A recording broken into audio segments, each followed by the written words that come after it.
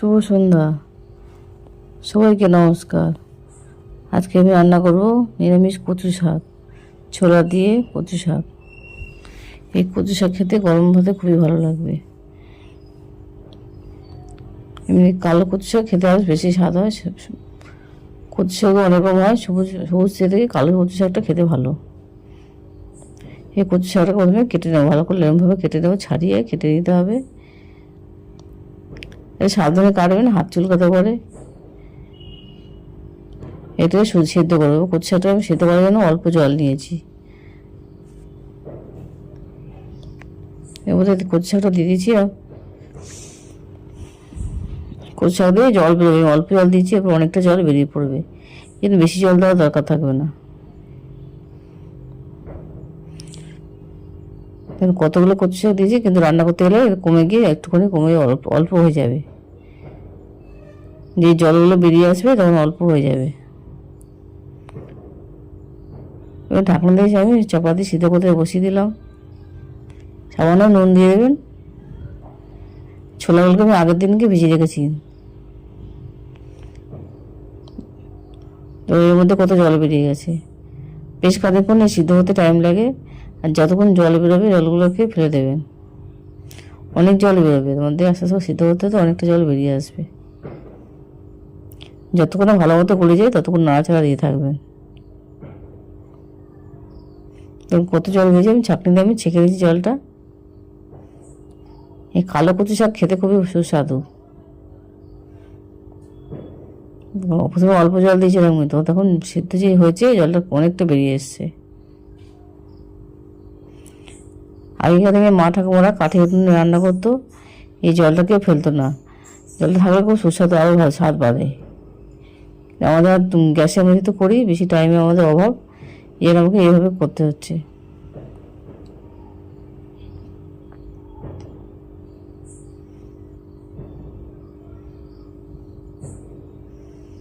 জলটা ফেলে দিয়ে আবার সিদ্ধ করতে বসিয়ে দেবো। পুরো গলিয়ে দেবো, এই কচু শাকটাকে পুরো গলিয়ে দেবো,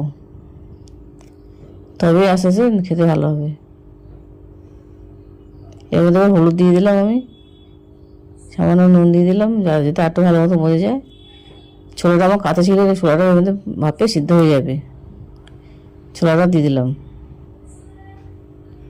বাড়িতে অবশ্যই ট্রাই করে দেখবেন এই কচু শাক রান্না। গরম ভাতে একদম চেটে পুড়ে ভাত খাবেন।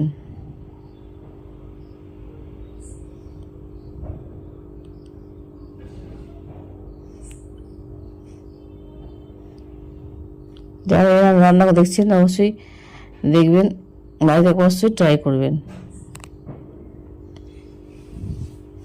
যাদের আমার রান্না বান্না পছন্দ হচ্ছে আপনি লাইক এবং সাবস্ক্রাইব করবেন, কমেন্টে আমাকে জানাতে পারেন।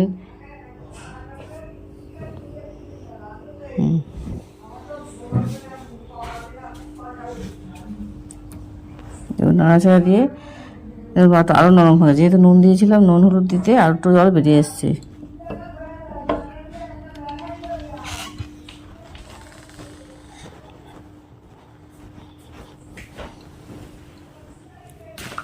ভালো করে খুন্তি দিয়ে বা হাতা দিয়ে ভালো করে থেতলে দেবেন, এবার মিক্সিতে আরও মিহি হয়ে যাবে। এবার আমি মশলাটা করে নিচ্ছি। গোটা জিরা, গোটা ধনে, কাঁচা লঙ্কা, এবার আমি মিক্সিতে পেস্ট করে নেব।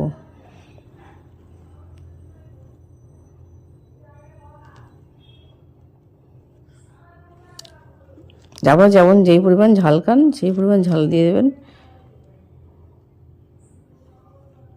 আমি মিক্সিতে মশলাটা করে নিলাম। বা কড়াইতে তেল দিয়ে দিচ্ছি।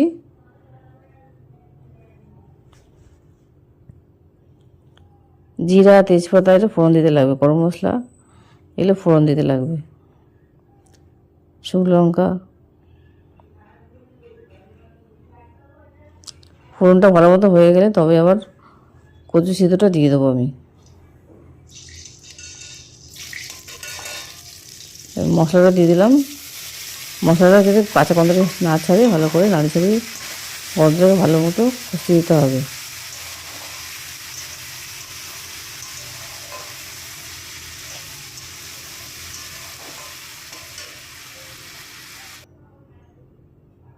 এর মধ্যে কচু সেদ্ধটা আমি দিয়ে দিচ্ছি।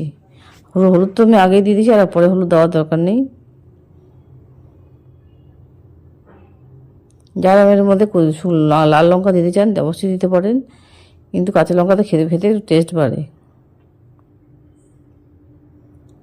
এর মধ্যে নারকেল কুচিও দেওয়া যায়, নিরামিষ কচু শাকে নারকেল কুচিও দেওয়া যায়, আমরা চাইলে নারকেল কুচি দিতে পারেন।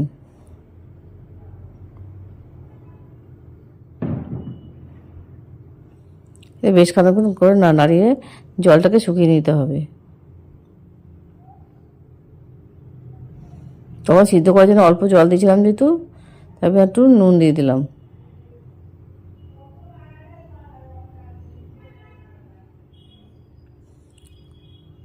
যত নাড়াবেন শুকাতে শুকাতে যখন অল্প আটটু কমে যাবে, মজে যাবে, জলটা কমে যাবে, তখন দেখবেন কচু শাকটা হয়ে এসছে।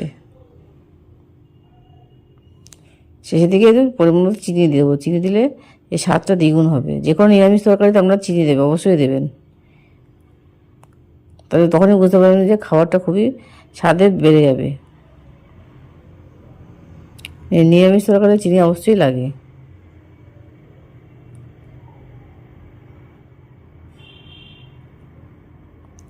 এবার শেষে গরম মশলা, গরম মশলা দিয়ে দেবো।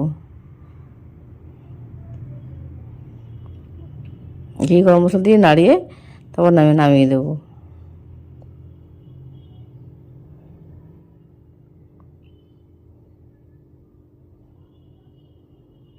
বাড়িতে অবশ্যই বানিয়ে দেখুন বাঙালিদের কচু শাক রান্না।